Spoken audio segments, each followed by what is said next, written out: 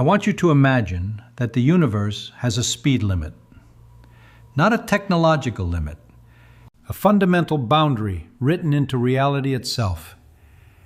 You step into a spacecraft and begin accelerating, 10% the speed of light, 50%, 90%. Everything still seems normal, but something invisible is changing. Your clock is slowing down, not metaphorically, physically. And if you could somehow reach the speed of light, time would stop. Why would motion through space affect motion through time? Because space and time are not separate. In 1905, Einstein proposed something radical. No matter how fast you move, you will always measure light traveling at the same speed. You can chase a beam of light. You can run toward it. You can run away from it. It doesn't matter. Light refuses to speed up or slow down. This creates a problem. In everyday life, speeds add together. If a train moves forward and you walk inside it, your speeds combine. But light doesn't behave that way. Nature preserves its speed at all costs.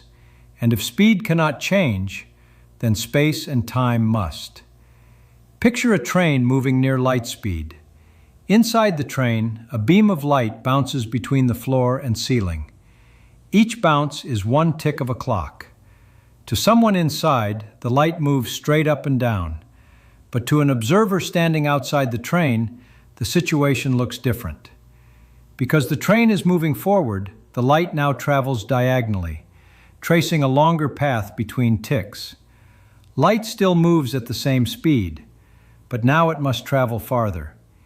If speed is fixed and distance increases, the time between ticks must increase. The clock runs slower.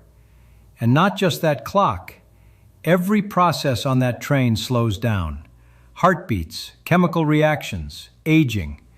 This is time dilation, not illusion, not mechanical failure. The structure of space-time itself adjusting to protect the speed of light. Here is the deeper insight.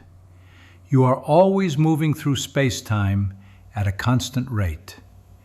When you are standing still, all of that motion is through time. That's why you age. But as you move faster through space, some of that motion shifts away from time. The faster you move through space, the slower you move through time. At the speed of light, all motion is redirected into space. There is no motion left for time. That's why time does not pass for light.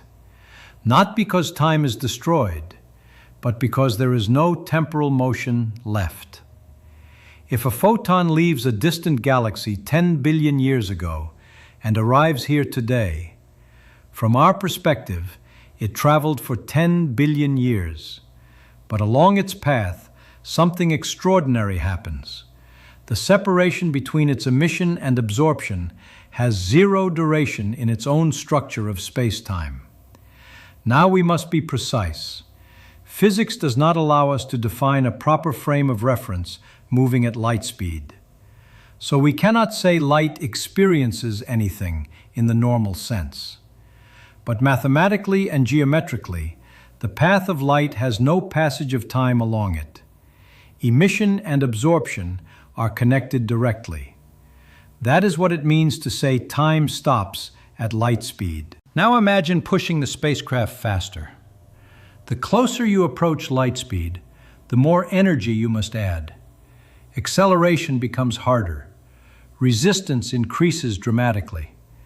As your speed rises, time slows more severely. To actually reach the speed of light, you would require infinite energy. And infinite energy is forbidden by the structure of physics. This is why nothing with mass can ever cross that boundary. The speed of light is not just fast, it is the edge of causality. The disturbing part is not that time slows, it's that time is not universal. Two observers moving differently will disagree about durations. They will disagree about simultaneity. They will disagree about what happened first. There is no master clock governing the universe, only relationships between events. Time is not a background stage. It is part of the geometry. And at light speed, that geometry collapses into something timeless. So does time stop at light speed? For anything with mass, you will never know. For light, time does not unfold the way it does for us. But the deeper truth is this: the universe is built so that the speed of light defines reality itself. And at that boundary, time is no longer a flowing river.